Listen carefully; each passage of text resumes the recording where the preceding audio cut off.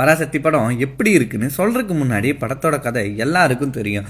ஆனால் நமக்கு தெரியாத நிறையா இன்சிடென்ட்ஸை காட்டுறாங்க, சொல்கிறாங்க. முக்கியமாக பொள்ளாச்சியில் நடந்த படுகொலைகளை காட்டுறது எனக்கு இப்போ வர தெரியாத ஒரு விஷயமா இருந்துச்சு.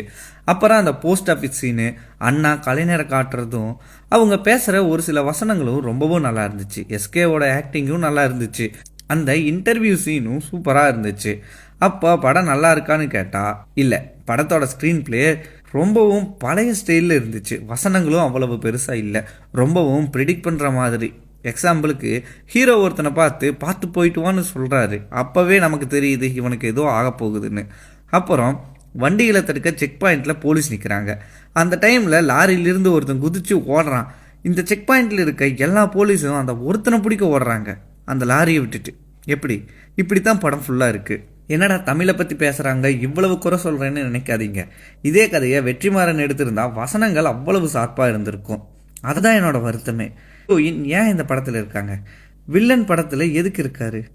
அதையை மட்டும் ஃபோக்கஸ் பண்ணி 2 மணி நேரம் கிறிஸ்பாக எடுத்திருந்தா இந்த படம் சூப்பராக இருந்திருக்கும்.